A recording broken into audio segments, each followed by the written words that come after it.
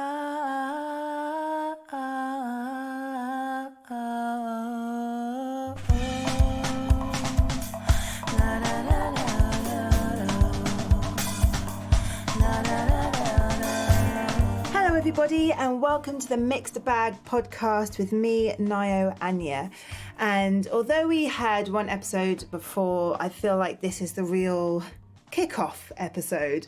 The first one was put out of necessity, but it was not I wouldn't have chosen to start with that one. I want this podcast to be something that talks about the real things that are going on in the world, but also with some joy. So I'm really excited to put out this first one, which is a look back and a look forward to Lagos Theatre Festival. To give some context, I went to Lagos, Nigeria. I'm half Nigerian. I'd never been there before. Well, I had when I was sort of one, but not in recent memory. And I got a bursary from the British Council to go to Lagos and cover the Lagos Theatre Festival for them. And it was the most amazing experience. I was very, very lucky to be able to get there just before the pandemic hit. Actually, it was literally in February. So when I first arrived in Lagos, that was when I first started hearing the, words about coronavirus. So as soon as I came back, we were pretty much in lockdown, and I can't believe a whole year has gone by since. So yeah, I really spent the whole of last year thinking about that experience and digesting it and being really thankful for it. And in this past couple of months, I've been writing a preview article for the upcoming festival, which is what we're going to be talking about today with one of the organisers, Lydia. And I'm so excited for you guys to hear what they have planned, because one of the good things about the pandemic is that it's meant that a lot of stuff has moved online. So there's actually a lot of opportunity for people who want to actually see how they do it. That I think the UK theatre industry has a lot to learn from Nigeria in terms of accessibility and inclusivity and diversity. We talk about it a little bit in the episode, but the Lagos and Nigeria used to have a very big theatrical scene, and it stopped, and they've been building it up slowly for the past 10 years, and it's really starting to gather some steam. But because of that, they were able to look at what they wanted the scene to be. And I think it's a very I think we find ourselves in a very similar position today, because when the arts start opening up, when theatres start opening up again, what do we want it to look like? Because this is the time, while we have time, to look at the drawing board and say, these things did work for some people, but if we want it to work for all people, what should we change?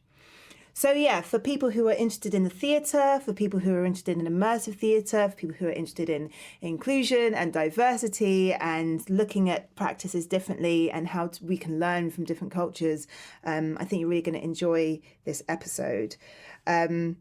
And also, just to say a huge thank you to Lydia, the Lagos Theatre Festival, the British Council, the Nigerian British Council, for actually getting me out there on what was a life-changing experience, and one that I will never, ever forget. And thank you to Red Stripe, who is sponsoring this podcast. Thank you for your input. And yeah, I'll do a little bit of an outro, but just to give you a little bit of a starter, we do begin this podcast talking about NSARS, because it's relevant and it's sort of a situation which is ongoing. If anyone is listening to this and they don't know what NSARS is, the first episode in this Mixed Bag podcast is a interview with DJ Izan, and we talk about NSARS and also about the Lekki massacre, which occurred as well. Also worth mentioning that the festival is going to be kicking off from Thursday the 18th of March till Sunday the 21st of March, and I'm going to be doing an Instagram live with Lydia on March the 1st to talk about all of the workshops that they have coming up. oh yeah, also yeah, that's something to mention. At one point, it kind of skips, like kind of near the end, it skips a little bit, and then you just sort of hear Lydia finding me on Instagram. And the reason for that is because we were talking about the logistics of the Instagram live, and I just thought people don't need to hear this, so I cut that out. But that's why it does a little bit of a jump. So yeah, I hope you enjoy it. Thank you to Lydia. Thank you for everyone, and I will see you. Oh, I will be here at the end. Also, bear in mind that it is recorded on Zoom because we're in different places, so it's a little bit tinny, but hopefully you can get past that. All right, enjoy.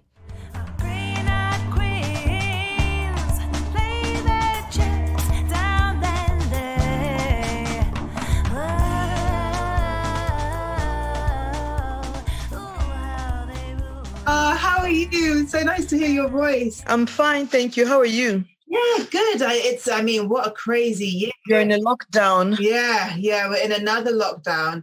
I said, like, I'm so grateful that I was able to come over to Nigeria before all this happened, because I came home and it was maybe a week, 2 weeks later, we were on lockdown. So it's crazy. I'm so lucky to have been able to visit Nigeria for the first and only time. You'll soon be back, don't worry. This won't last as long. No, hopefully, fingers crossed. Yes, fingers crossed. There's talk of a vaccination, so yeah, I am. I want to be back as soon as possible. I applied for my Nigerian passport when I was there and everything.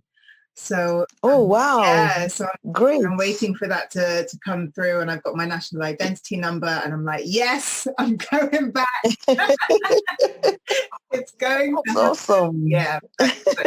And how has everything been? For you, because you guys have also had so much going on with SARS and the pandemic as well, and it's it's been a lot. It's been interesting, interesting couple of months. A lot of things to wrap your head around, a lot of things to decide, a lot of just a lot, to deal with, but keeping positive as much as possible, with every day. Yeah. Just to, otherwise you won't be able to get anything done. Exactly. Like during SARS, like for a week or two, I could do nothing. I couldn't do anything at all. Like I couldn't work, I couldn't function. It was ridiculous, and but we're keeping positive. Keeping positive, as much as we can.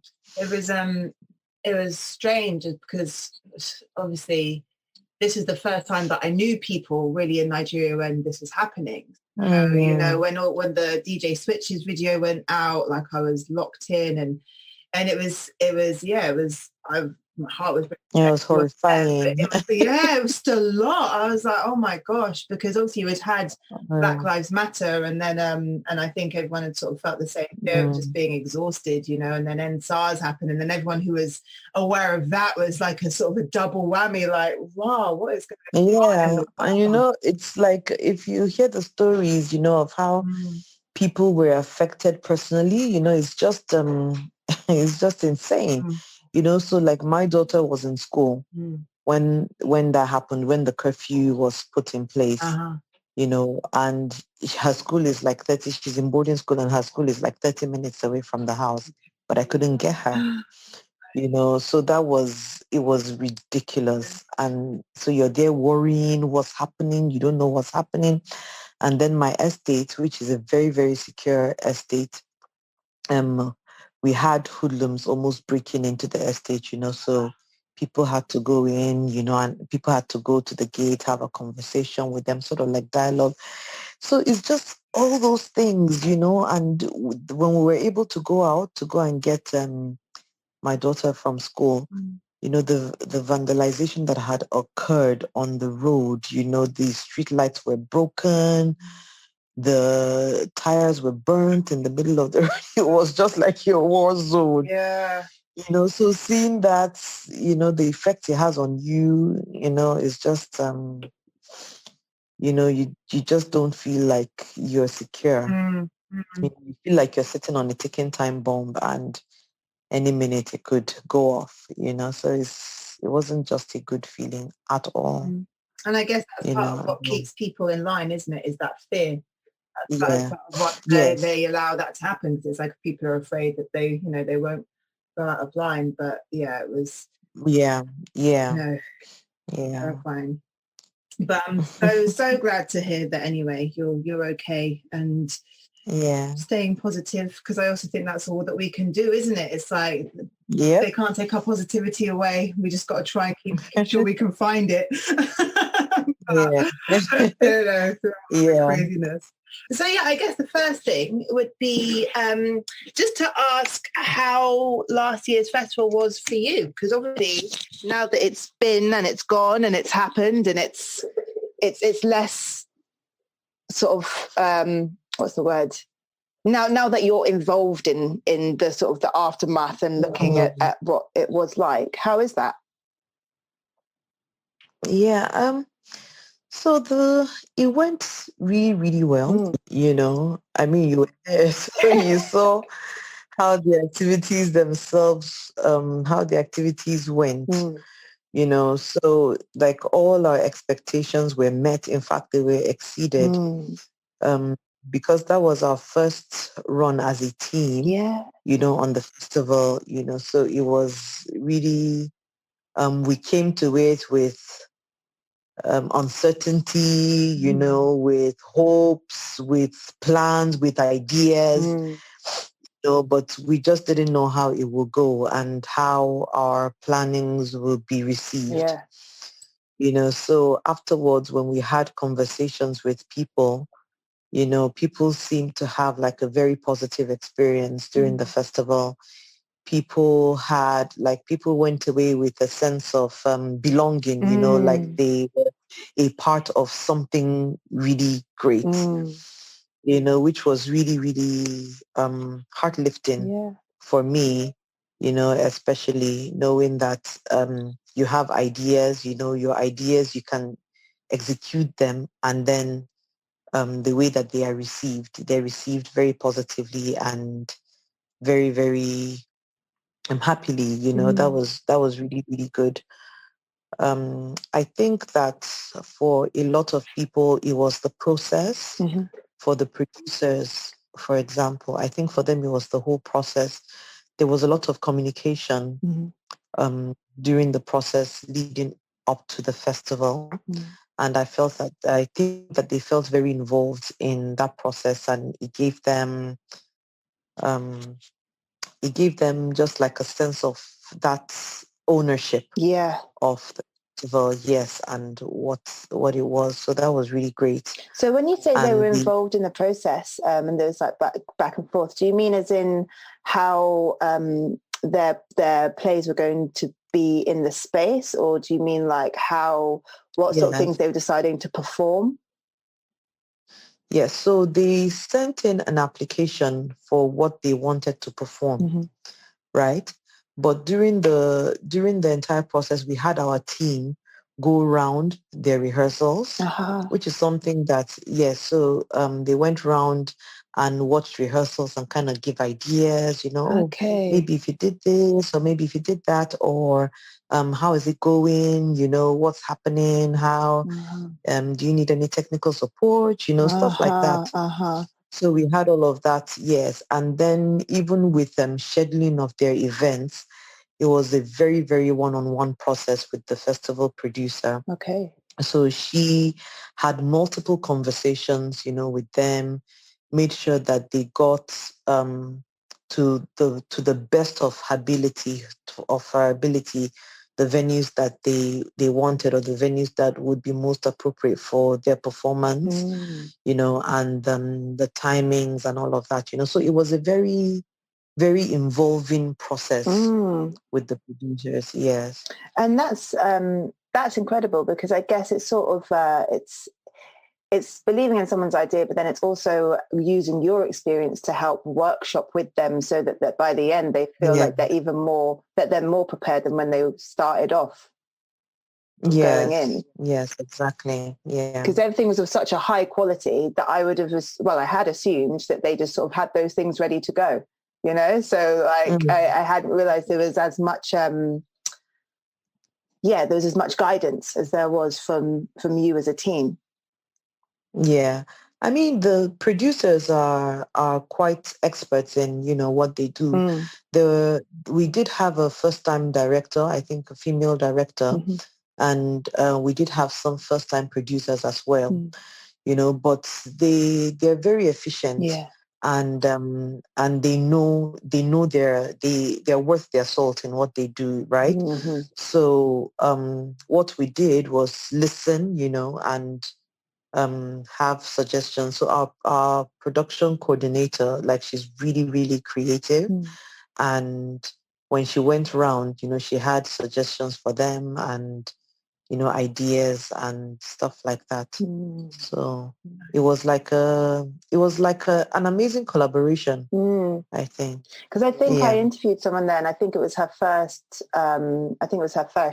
I think she'd written it with a team, and it was her first show that she had written and produced, and kind of even in the recording she said we didn't know what it was going to be like when we got here, and we managed to make something work. And it was, and I was upset because I didn't get to see the whole play because I was trying to see as much as possible. But I was watching it, and it was sort of like it was a very young feminist sort of calling out behaviors of these guys, hitting on them in weird ways, not which is up my street. So I loved it. I was like, yes, go girl, yeah, why? I loved it. But I thought that's such a great thing because I don't know what it's like. I don't know what it's like in Nigeria, but here there's definitely a bit of a divide between people who have accessibility to those types of opportunities. So it's like if you don't already have a foot in the door, it's very hard to get a foot in the door. And you need things like this. You need things where you're going to sort of allow people to come in and grow with them in order to make sure that it's a space that everyone can access. So was that like, were you guys quite mindful about that when you were doing the preparation and the applications? Yes. I mean, you see, the thing is, if I believe very strongly that if you don't allow opportunities and allow access for new people to come in, you're stunting the industry, right? Because you cannot grow beyond a certain, you can't continue like using the same people over and over and over and over and over again, and these people, what are you leaving for the generation coming, behind you? And how do you ensure a continuity of the industry if you don't allow people in? So for us, last year specifically, there was an advocacy, for new theater producers. So some of those producers had never produced theater before. So we did like an advocacy. We spoke to people one-on-one, like maybe if someone was like a writer or a film producer or somebody who's really creative. And because we've been in the creative industry for a while, we knew these people. So it was easy for us to identify and to have conversations with them. So is this something that you'd be interested in doing? We can guide you, but we need to have more theater producers, because if you're having like a festival, you can't, like, it will be the same people over and over. And it's, yes, we need to present opportunity for more people, to come in. And one of the things that we also observed was that the female directors, there were not a lot. I think we had just one or two during the last festival, and we had 40 theater productions. So the imbalance is quite great, and and we decided that this year we would have a workshop, a masterclass for theater directors, female theater directors specifically, just to see if we can even out that imbalance a little, before we even get started, go any further. Yes. So did you say that's for the upcoming festival? That's for the next festival? Yes. Okay. Yes, for this year. Great. Yes, we're going to have a masterclass for female directors, female theater directors. Oh, that is excellent. Have you seen have you announced that, or is that sort of to come? No, we haven't. We're announcing in the coming week. Well, this is perfectly timed then, isn't it? Would you look at that? Great. Okay, well, no, that's really good, and it's funny, isn't it, when you look at the whole landscape like that. You have the time to look at what happened and take all of the great things of the last year, but then still be able to say, okay, but where are the gaps? Where do we want to fill those gaps? Yes. How are we going to fill those gaps? And what's the purpose of filling those gaps? And one of the things that I was loving about when I was walking around is, and obviously this is from a very outsider perspective, so it may not have been this. It would be interesting to hear what you think. But it felt when I was walking around that it had lots of people from different types of walks of life. It had people who may not go to the theatre much. It had people who, maybe are more of that world. It felt quite gender balanced in terms of the people who were there. And is that true to say? Like, obviously, because that's just from me walking around, but from the organizer perspective. In fact, I'm really, it's really interesting to hear you say this, because it feels like now more than ever, it feels like we actually achieved the things that we set out to achieve. Because one of the things that we wanted to do was to have like a diverse audience, and to target the unusual, or the audience that would not usually come to see theater, to come out for theater. Yes. So it was to grow the theater audience was one of the major things that we wanted to do, and so what we did was we had like friends of the festival, and we had celebrities that would talk about the festival on their own platforms, and we had people, we kind of engaged people to do a lot of one-on-one marketing and one-on-one conversations with people, and get them to come out, to see the plays. Bring your friends, bring your families, those people who don't like going out, who don't like going to see the theater, come with them, let them see something amazing. And we also wanted to have children to be a part of the festival. So if you notice, you see that it was like a very family affair. Like a lot of people came out with their families and with their kids, because we feel like if you start them young, get them interested young in theater and in the arts, you don't have a lot of advocacy to do when they're older. Exactly. He already started. Yes. Like my daughter, who is 11, I take her everywhere, with me, like for performances, for theater, like whatever it is.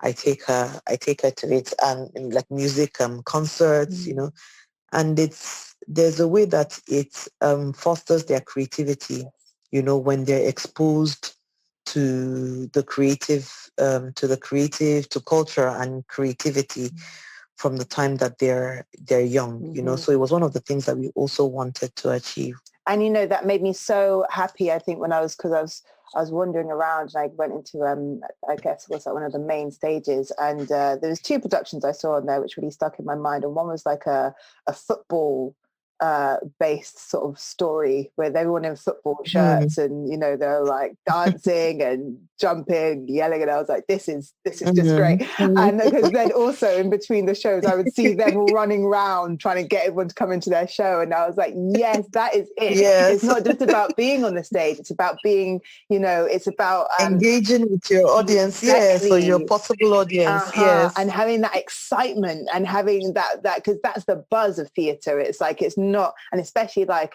theatre set out in the way of the festival as well, it's not sit down and watch something, it's go and engage. It's go and see what you might be able to find. And I think I completely agree. Like, I loved watching young people on the stages, really, high quality as well. Not like, oh yeah, we'll give them a little show because we're being kind. Like really, really good performances. Like, there's a whole drumming story, and I was just like, this is, I think, the talking drums, and I was just like, this is it. It's getting them started early, and not only getting them started early, but letting them know that this is a space that they can own themselves. Giving them that ownership early. Of we really want to keep coming in and keep investing in this. Yeah. I loved it. So that kind of brings me on well, actually, to what are the plans for next year's festival? Because obviously there's been the pandemic. There's, that we're still kind of figuring out how all that's going to work here. So how is that going to work for you guys? Are you going to be doing it online, or is it going to be sort of part online, part in person, or what's the plan? Yeah. So when we started planning, the festival is next month, right? It's when we started planning last year, we decided that we're going to do like part digital and part live.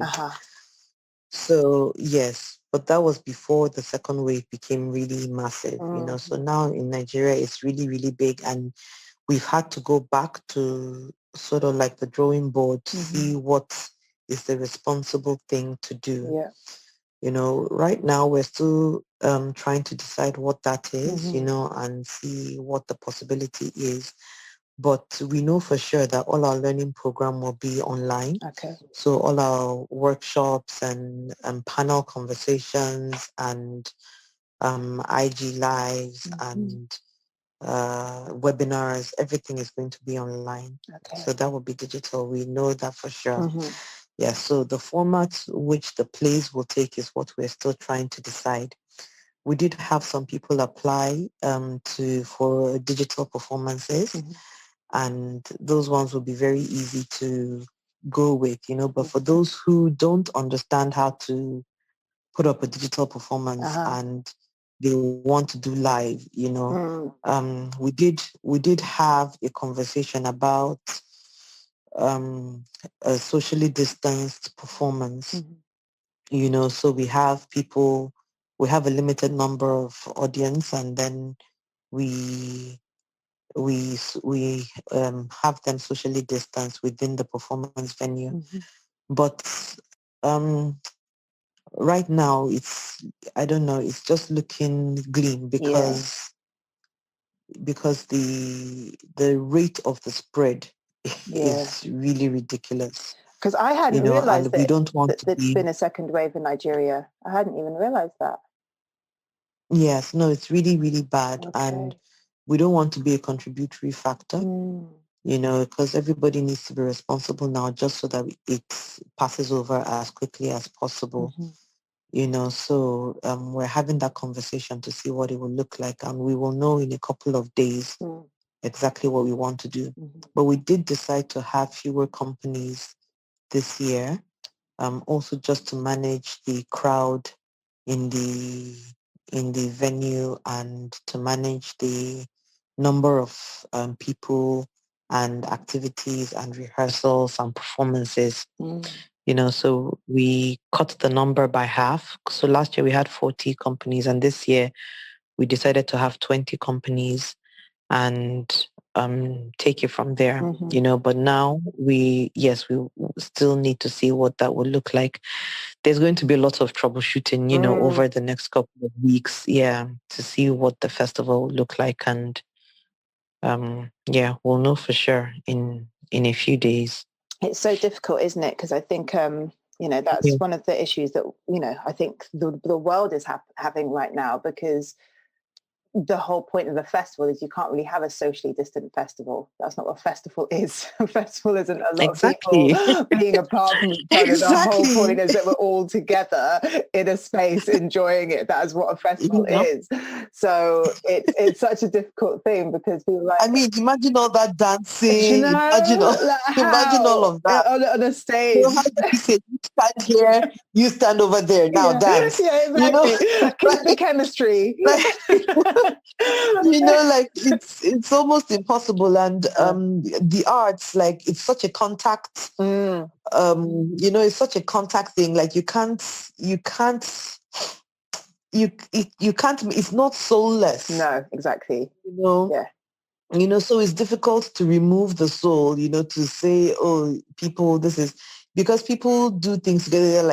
It's like a squad activity. You come with your squad, you watch with your squad, you do this, so it's so as far as there's going to be, even if it's just one show, you can be sure that there's going to be a risk of infection passing around, so these are the things that we need to consider very, very seriously. And it's funny because even as you were saying that about the squad, I was thinking I think it's the the differences between the UK and what I saw in Nigeria and Lagos, because here the way that theatre is set out, they're trying to change it, but the general culture of theatre is you go and you sit quietly, very quietly, and you watch and you leave. Do you know what I mean? Like that's the culture of theatre. Oh, wow. So that's why I loved the theatre festival so much when I came over, because I was like, this is the kind of theatre that I like. This is the kind of theatre that I enjoy. And it doesn't matter if someone's talking to their neighbour about what the characters are doing. It doesn't matter if someone starts eating food, halfway through. It's not going to throw anyone off. And there are, here it's like you will go to productions and they will say, do not even touch a rapper.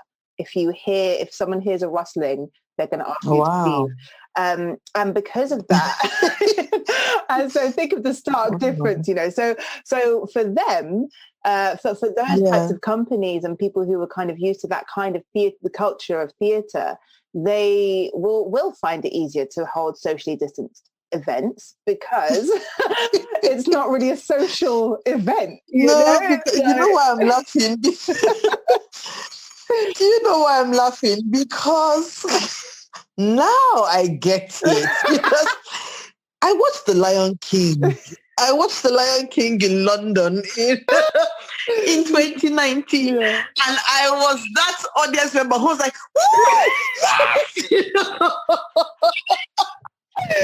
So now I get why I was getting all those side eyes.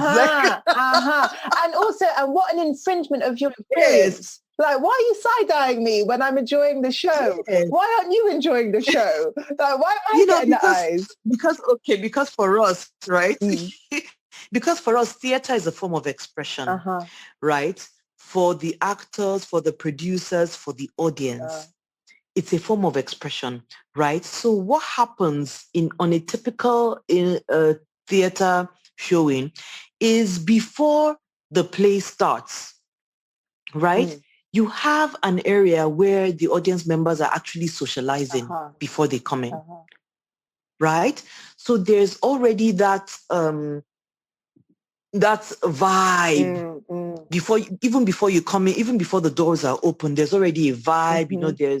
They're either maybe drinking wine or buying a drink or something, but there's always something happening before the doors open. And then during the show, we insist, like me, the theater producer, like when I come on stage, I insist that they laugh loud.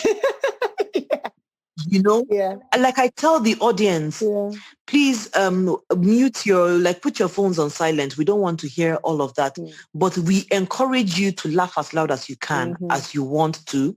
Just don't fall on your neighbor. If you want to comment, if you want to whoop and say yeah when something affects, if you want to stand up, and we encourage all of that because it's a form of expression for us. And when you you find that the performances from the actors, they feed off the audience, in some of those performances. So you find them giving more than you've seen them giving, because of the way that the audience is responding to them. So we love to see a response. And that in itself from our audience, brings your audience in as well, because then they are part of the show. They are allowed to be a part of the show. And it's funny because I feel like that just wraps up as well. I feel like the different attitudes between sort of English and Nigeria anyway, because it's like, I mean, we're a lot. No, but you're not a lot. Like it was funny because I've always felt that I'm too much I felt that because of the spaces that I know too much. And then I went, and then I came over, and then I was like, wow, I'm quiet here. Like, Roy, I'm not as much as I thought. Exactly. But that in itself allowed me to be more. And I was like, because why not?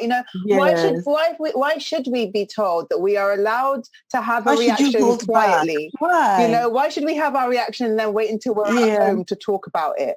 Why can't we have that reaction with everybody? Because as you say, it's like even from having a vibe before you even go into the space. Like I loved the way that the festival was laid out, because you had that whole hub in the middle. You had the food court with the stage, and you had all the tables there. So people immediately would come out of what they've seen from whatever side and go straight to that middle area where you could then be with people. You could discuss what you've just seen. You could give people recommendations on what to see next. Like there was a whole community that you had to go back into. It wasn't a case of you finished watching something and then you go and sit quiet and go. It was like, no, you stay within the community. Like, go and think about your life. Yeah, exactly.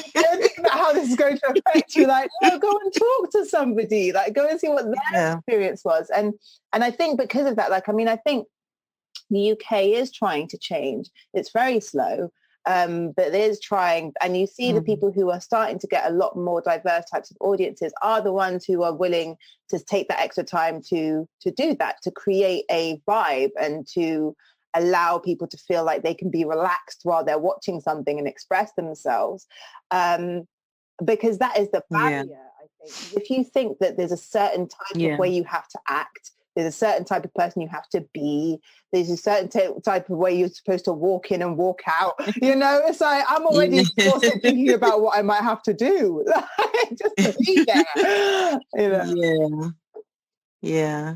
Wow. It was such a different way of experiencing theatre, and the way that I would always have wanted to experience theatre, because it's I'm so glad. Well, it's a real, I think, one of the things that I have actually put in my article is that we have a lot to learn. The UK has a lot to learn from the way that you put yours together, because am I right in thinking as well, like sort of theatre is sort of it's an industry which is starting to get a bit more pickup now, but has sort of been a bit quieter for a few years? I think I interviewed someone, they kind of said that. So do you think because of that you've been able to kind of want to reignite it with a very kind of with specific goals in mind around things like diversity? Yes. So, theatre was very big in Nigeria in the 70s, like a long time ago, 70s and 80s. Like you have people who actually used to go to the universities, to the theatre arts department in the universities and watch plays, and then it kind of died down, I think, over the military era, and reviving it was like a little bit difficult. So so that's one of the reasons why we try to involve like university students, so to get that culture back, where people are looking for where to go and watch plays, and people are visiting the universities to watch plays, or just you have like a steady flow, of shows going on during the week. Like I know that in the UK there you can catch plays any day of the week, and that doesn't really happen here in Nigeria. Like if you're catching plays, they're mostly maybe on the weekends or like on a Sunday. And if there are plays happening during the week, it's like a run, maybe a Christmas run or something, and then it now goes off stage, So that's one of the things that we would like to see, that culture growing to the point that there's a play, you can catch a play on any day, of the week. Yeah. And I suppose as well now having more people who are starting to gain experience of putting on productions as well. So, as you we said earlier, not having the same people always using the same venues, like having new producers, but not only new producers and new writers, but having also put their productions on in a immersive space. You know, like I loved seeing the playground area being used for a play. People, you know, running all over the, you know, the apparatus and involving it and sort of showing that element of it as well, which is theatre doesn't have to have a theatre to be performed. You know, it can just come from your imagination, and it can be put on anywhere, because then that takes away a bit of the gatekeeping as well. Exactly. That's why one of the things that we wanted to hammer on was some theatre in unconventional spaces, you know, so that you have, you don't need a grand theatre or the Muson, you know, or like a hall that can sit 500 people, you know, to have theatre. Yeah. You know, you could have theatre in your bedroom if that is what it calls for, like if it's an unconventional space. Yeah, so it's one of the things that we're also trying to, so in most of our workshops, we do producing theatre in unconventional spaces or producing site-specific theatre, just so that people have that in mind when they're producing and when they're looking at what the possibilities are. You know, I think it was in 2015 or so, the British Council sponsored a couple of us to go to visit the Brighton Fringe, just to observe what the Fringe was like. And on that trip, you know, that was the trip that I learned about unconventional spaces and site-specific theatre, you know, because there were some shows that I watched that I still can't forget, you know, because of where they held and how they held. There was one that was by the beach, you know, at the end he ran in and entered into the cold water. I was like, no, like what? You know? And there was one in a house, you know, and each room was like a scene from the person's life, you know, so you had to go around the different rooms and kind of piece the story, you know, so at what point of this person's life was this scene, at what point was this scene, you know, oh, this happened first and the person had an accident, oh, and then they're outside, oh, and then now they have grandkids, you know. It was just so phenomenal to watch, you know, and it's one of the things that we're trying to, you know, drum in the minds of producers and people, theatre creators. Like when you're thinking of your shows, you know, the possibilities are endless, you know, and in that way you can have more people creating shows and have more people, you know, doing unconventional things on any day of the week. And also, I guess on top of that, from an audience level, you can provide an experience that will stay with people, you know, because I think even as you were saying that, I was like, because obviously I think the one that came most to mind was Room 7. You know, you go into this hotel and you go up these stairs and you're looking at this bed and you don't really know what's going on, and then it opens with such a bang, you know, with the screaming. And so that's not going to leave anybody's mind, because there was so much pre-story to that story, you know, and even stuff that you don't even necessarily think of as when you're going in. So as I was going in, I wasn't thinking about the story, but when I was leaving, I was thinking about the story that I just seen. So suddenly the walls felt smaller, it felt darker, it felt more it felt dirtier, you know. It felt like it felt sinister, whereas when I first walked in, I was like, oh, okay, it's just a hotel room, and then I was like leaving like no. I don't want to touch these walls. Exactly, you know, like now because you have a context with it, and because it's building a relationship not only with the characters but with the surroundings, you know, and it's bringing all of that into the story. So that's so interesting. You sort of talking about going to Brighton Fringe and how and just sort of how that's fed into the way that you all decided to put it together, because it's like taking the best bits of it and making it and passing that knowledge on, so that it allows people to think in a broader way and use their whole imagination.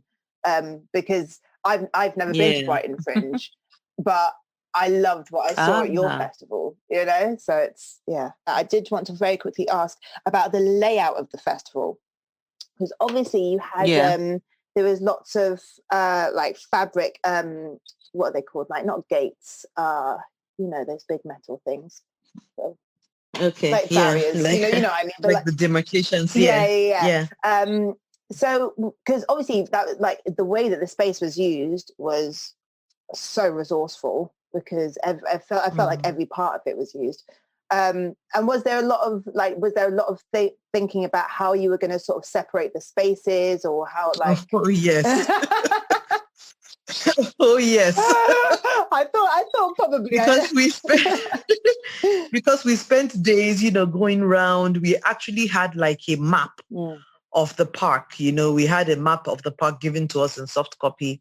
So we had to like demarcate it. Like, so we went around the park a couple of times, mm, seeing what spaces could be used and how they could be used. We had a play area where we had people just sitting and playing games, mhm, and we had those areas be used for that could be used for an actual performance. mm.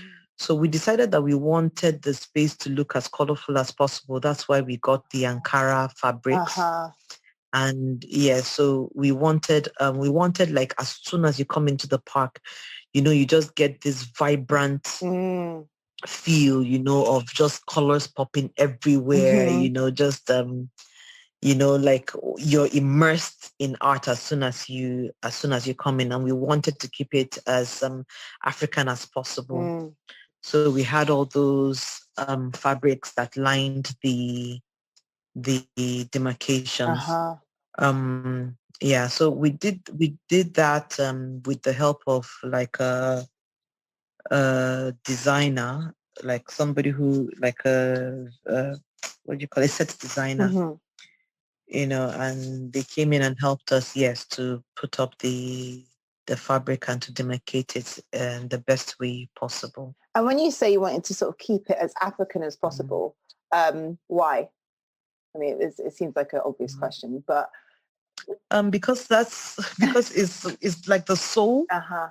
the soul of the soul of the festival, yes. And we tend to do a lot of Western things, Yes. even without knowing, Yeah. and we wanted to avoid that as much as possible. We wanted the feel Mm. of it to be very African.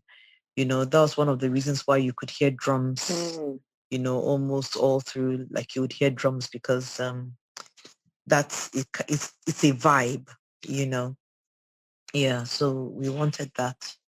And then yeah, and we wanted because it's the Lagos Theatre Festival, so we wanted the people of Lagos to feel like it was their festival, so one of the things that we did was to get like local games. I don't know if you saw that, Don't but we know. had like local games like IO, Ah, draft, all those things. I Yes. didn't see IO. And Oh, I then would have played.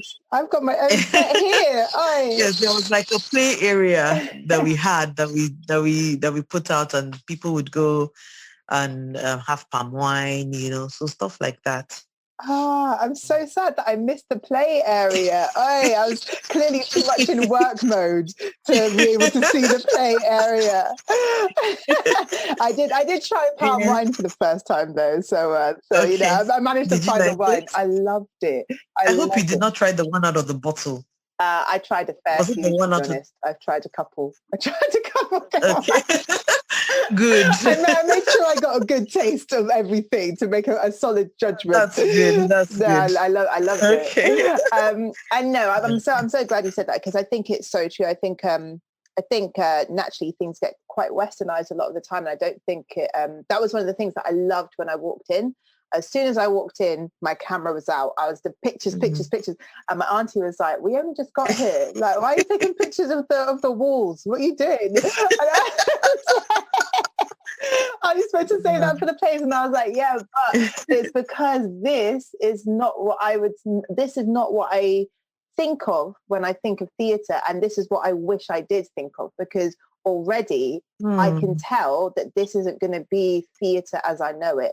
This is going to be theatre from a completely different perspective and a different culture, and it's going to be African, you know, and that's what I want. You know, that's why I'm here. That's why I'm so excited to be at the festival itself. And before I came, you know, you don't know. I knew that I was going to love it, but I didn't know what I was going to see. You know, that all I really had was theatre, my experience of theatre in the UK, and my love of my African culture. That's all I had to go on. So to see it for what it was like, this is exactly what I was hoping it was going to be. This is all the boxes. Awesome. Like, it really was. And because I learned so much about, more about Nigerian culture. It wasn't just about the stories. It wasn't just about the plays themselves. It was about how much I was learning about the space that I was in from the first time I've ever been there.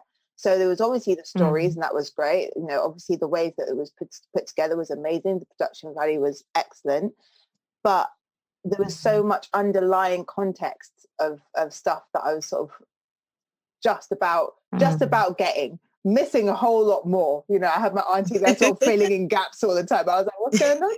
What's happening? But you know, it was such a learning experience, and it was being able to see everything in a real positive light. You know, that it not being we get a lot of negative Nigerian stereotypes, or there, you know, that's what I grew up with when I saw. And when I heard Nigerian voices, like, you know, when we're looking at mainstream media, there was not a lot of positivity.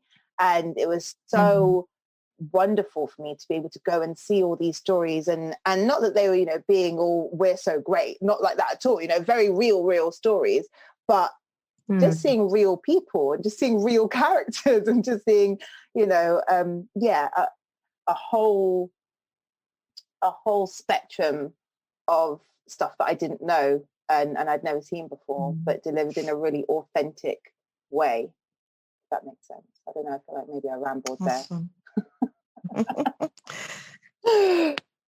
No, it was excellent. So let me ask you then about, so when is the festival going to be kicking off? The learning program will happen throughout the month. So we'll have like IG lives, we'll have panels and stuff, because we feel like it's been, like, the space has been very quiet, you know, because of the pandemic, and, you know, everybody's just indoors, you know, so the space has been really quiet. So we feel like we need to, you know, jazz it up. So let's like do a month-long nice of activities. So that's what we're planning to do. And because it's online, does that mean that anyone can watch it? Oh yes. Okay, nice. So when is that going to? I'm like, you can hear in it already. I'm like, okay, let me just put down some dates. I know what I'm going to be doing over February. So when do the workshops start in February?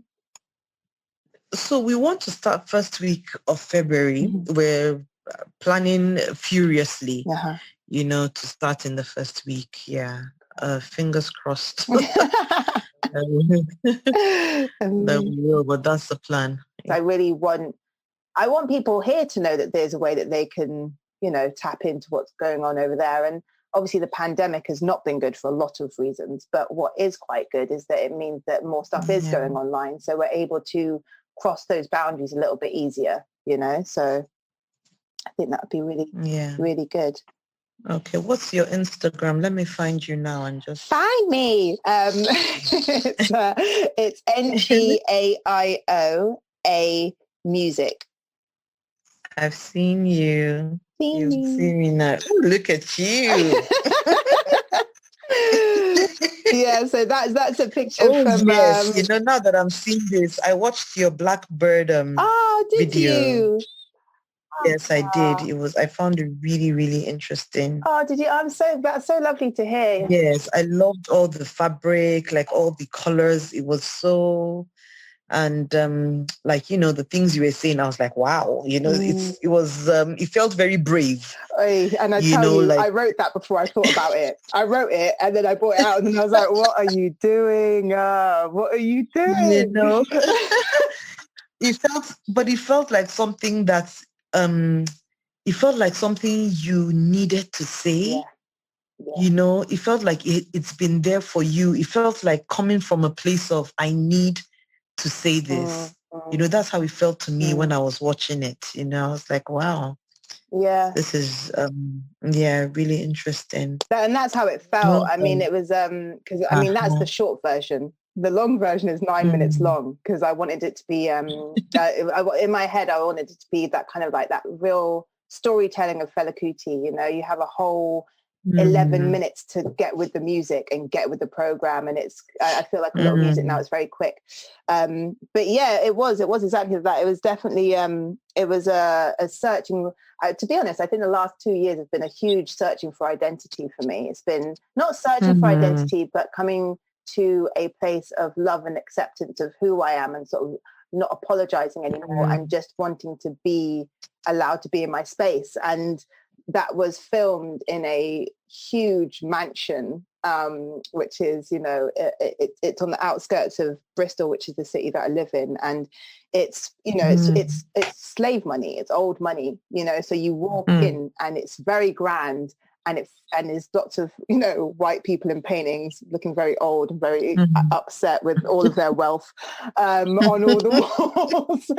And, you know, it's just not a place where I would naturally go. I'm used to being in those spaces. I've been in lots of those spaces in my life, but it's not one where I've ever seen myself or the whole of myself. So it was really important for me to use that space and to, you know, decorate it with me. And so, you know, when we did that shoot, I put out a call out to all Afro women and just said, if anybody wants to come and be in this music video and wear your fabrics and be yourself, then please do, women. And so there were a couple there who I'd never even met before, that had just seen it, and they just come in their whole outfits. You know, one person came all the way from Cardiff, which is like, you know, a good hour and a half drive away. And she was like, I never get to wear these, you know, and everyone that day was like, we just never get to wear these clothes, and we love these clothes, and like we feel so connected in these clothes. And I had Afro beats playing on all the speakers going throughout the mansion. We were using, you know, we're drinking Prosecco, we're dancing, and it was such a beautiful day. And it's so nice to watch it back, and then obviously to have my family in there, because the mixed race conversation isn't one that's had very often. And it's a journey of identity, I think. You know, well, I think everyone's mixed race anyway, but I think, you know, coming from two very different cultures, but then growing up predominantly in one, it's only in one for me. It's it was definitely something that I wanted to talk about. So yeah, I'm really glad you liked it. Thank you. Awesome. Thanks for watching. I did. I liked it a lot. Excellent. Oh, that's always nice to hear. It's a weird thing because you put things out and you don't really know how they're going to be received. But yes, especially when they're personal. I know.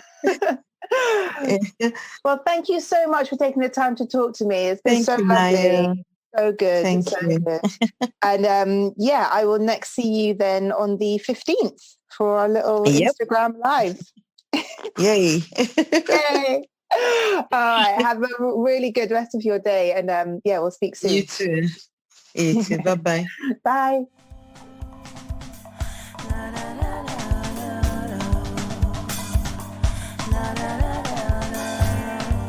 So a little bit of a refresher on the dates. I will be talking to Lydia on an Instagram live on March the 1st. We will be talking about all of the workshops and trainings and plays that are going to be running throughout March. And then the festival itself will be kicking off Thursday the 18th to Sunday the 21st of March. So put it in your diaries. And if you want to get started early, actually, Jollof Court, which was one of my favourite plays, is actually doing an online showing on February the 27th. So that is Nigerian jollof versus Ghanaian jollof, and it is a comedy. It is great. So, and if you live in London, then they are delivering free jollof as well if you get a ticket. So yeah, if you want to get started early, that's where you can do it, and you can enjoy Lagos Theatre Festival all the way through March. So I will see you there. So yeah, if you want to come and follow me, I am at NGAIOA Music, and that's on Instagram, Nio Anya on Twitter and Facebook. And if you just want to drop me an email about what you've enjoyed, or things to do differently, be kind, come on now, we're locked down, then feel free to email me, and all those links and stuff will be in the boxes. So yeah, I hope you enjoyed this, and I will see you at the next one.